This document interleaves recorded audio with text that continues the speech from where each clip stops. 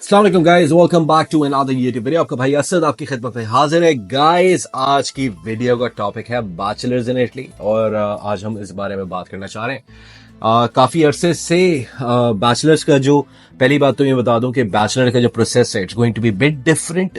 Admission थोड़े से इस साल मुश्किल होने वाले हैं आप लोगों के लिए। क्यों मुश्किल होने वाले हैं आज उसके बारे में बात करेंगे और क्या क्या प्रॉब्लम्स आप लोग फेस करोगे, बैंक स्टेटमेंट कितनी होगी।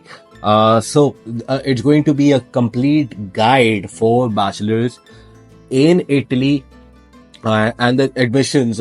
सारे आज मैं उस बारे में बात करना चाह रहा हूँ। ओके गाइज, देखो आपके जो बैचलर्स के एडमिशंस हैं इटली में वो स्टार्ट होने वाले हैं फ्रॉम अक्टूबर एंड नवंबर।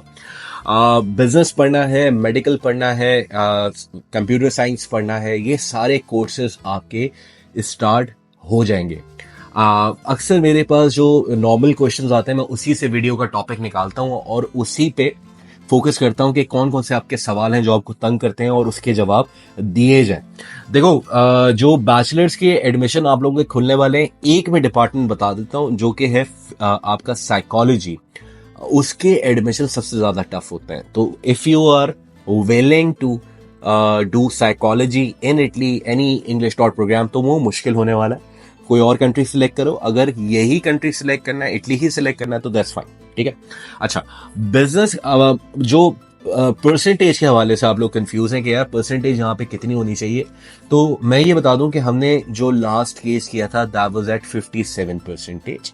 मसला ये आता है कि आप लोग बोलते हो कि असद भाई आप लोगों के चार्जेस ज्यादा हैं, हमें हमारे मार्क्स कम हैं, हमें पूरी स्कॉलरशिप चाहिए। तो देखो यार, या तो पढ़ लो, अच्छे ग्रेड्स ले आओ जिसकी वजह से आपको स्कॉलरशिप के ऑप्शंस मिल सकें, ठीक है। अगर आपके अच्छे ग्रेड्स नहीं होते तो आपको फिर कॉम्प्रोमाइज करना पड़ेगा, ठीक है। अपनी लाइफ में कॉम्प्रोमाइज करना सीख लो। अब ये वीडियो बनाने का मकसद ये होता है कि वो स्टूडेंट्स जो खुद से अपना केस करना चाह रहे हैं वो इस वीडियो को फॉलो करें और वो पूरा प्रोसेस खुद से सीख लें। Now it's up to them. Still अगर उनको लगता है कि भाई उनको किसी कंसल्ट की जरूरत है तो वो हमसे राब्ता करें। हाँ, क्या हम 100 लोगों के केस कर सकते हैं? हम नहीं कर सकते। We have a small team, सारी चीजें हैं, सब वी आर स्मॉल। इतना बड़े हमारा कोई सेटअप नहीं है, ठीक है। ये एक लैपटॉप है, ठीक है, प्लस मेरे थोड़े से टीम मेंबर्स हैं जो हम मिल के काम कर रहे होते हैं, तो इतनी बड़े कोई सेटअप है नहीं हमारा। तो वीडियो बनाने का मकसद यही होता है कि भाई आप लोग खुद से अपना केस कर सको। Now coming back to the topic, 57% पे लास्ट हमारा जो बैचलर्स का स्कोर हुआ था एडमिशन, वो हमारा स्टूडेंट जो है वो अभी आज नेपल्स में पढ़ रहा है माशाल्लाह से, ठीक है। और he has come to Naples and he has joined the university in fact and he is doing great.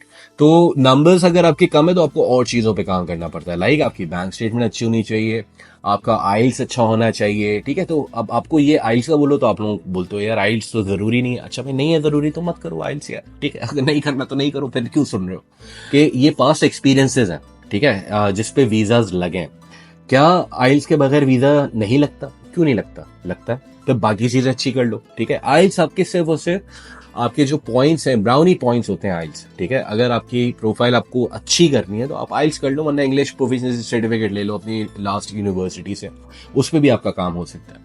अब 57% तो एक लास्ट सर्टिफिकेट थी। अब मसला ये है कि हमारे पास बहुत से ऐसे स्टूडेंट्स हैं जो कि कंप्यूटर साइंस के हैं। अब वो बोलते हैं कि यार हमें AI पढ़ना है, डेटा साइंस पढ़ना है। तो भाई इसके जो बैचलर्स के कोर्सेज होते हैं वो भी लिमिटेड होते हैं और आजकल पूरी दुनिया में एक क्रेज आया हुआ है DS और AI का। तो अगर आप AS और यानी कि डेटा साइंस या कंप्यूटर आर्टिफिशियल इंटेलिजेंस पढ़ना चाह रहे हो, इटली में बैचलर्स करना चाह रहे हो, तो कोई इसकी पर्टिकुलर डिग्री तो है नहीं। हाँ, सब कोर्सेज हो सकते हैं इसके अंदर और इसके अंदर आप वो सब कोर्सेज पढ़ने के बाद जो है आप मेन डिग्री इसके अंदर कर सकते हो, ठीक है। तो उसका क्राइटेरिया इतना स्ट्रांग होता है कि तकरीबन 85 से ऊपर आपके नंबर्स होने चाहिए, ठीक है। प्लस आपका बैकग्राउंड भी देखा जाता है कि भाई आपका बैकग्राउंड क्या है, आपने कंप्यूटर साइंस पढ़ी हुई कि नहीं पढ़ी हुई। बेहतर यही होता है, एडवाइस यही होती है कि जो बच्चा यहाँ पे बैचलर्स करने के लिए आ रहा है उसके वही रेलेवेंट सब्जेक्ट्स उसमें पढ़े हो। फॉर एग्जाम्पल अगर वो कंप्यूटर पढ़ना चाह रहा है और अच्छी यूनिवर्सिटी में जाना चाह रहे हो तो कंप्यूटर साइंस के सब्जेक्ट्स होने चाहिए। अगर बिजनेस पढ़ा हुआ तो ICOM किया हुआ हो, बिजनेस पढ़ा हुआ हो तो वो बिजनेस कोर्स में जा सकता है। मेडिकल पढ़ा हुआ हो तो वो बिजनेस कोर्स में उसमें computer science medical related courses में जा सकता है। क्या फील्ड चेंज करने से वीजा रिजेक्ट होता है? नहीं, ऐसा नहीं होता। चांसेस होते हैं लेकिन होता नहीं। एज फार एज आपकी जब एडमिशन आपका सिक्योर हो गया तो आप फिर आपको वीजा फाइल के ऊपर कंसंट्रेट करना है। अब बैंक स्टेटमेंट किस तरह मैनेज होनी है, क्या होना है, किस तरीके से फंड्स को जस्टिफाई करना है, ये सारी चीजें मेरी बेतहाशा वीडियोस के अंदर मैंने एक्सप्लेन की हुई हैं।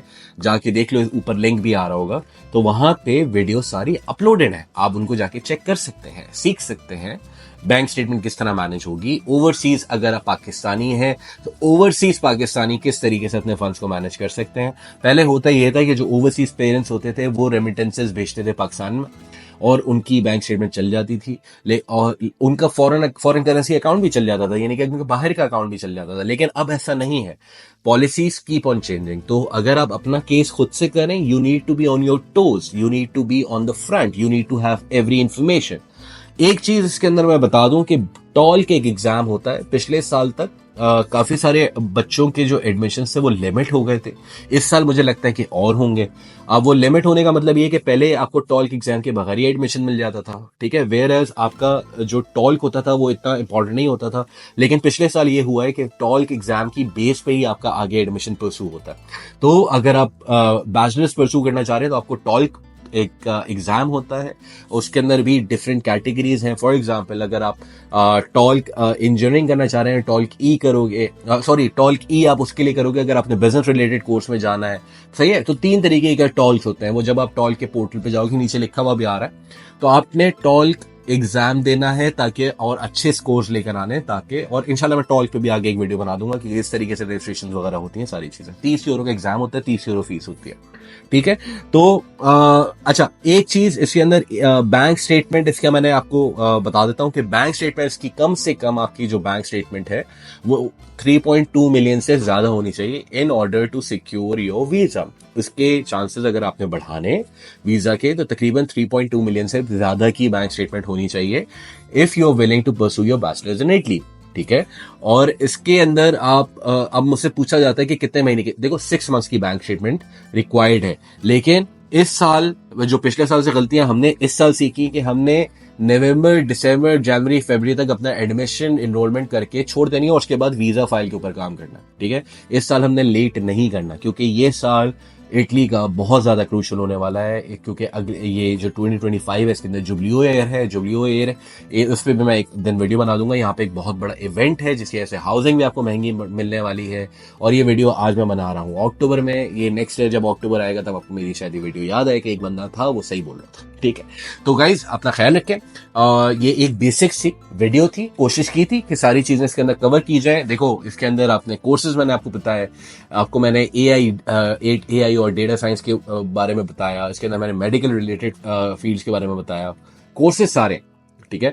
फार्मेसी पढ़नी है तो उसके मैंने आपको बताया कि उसका काफी ज्यादा स्ट्रिक्ट चैप्टर होता है, लॉ पढ़ना है उसका अलग होता है।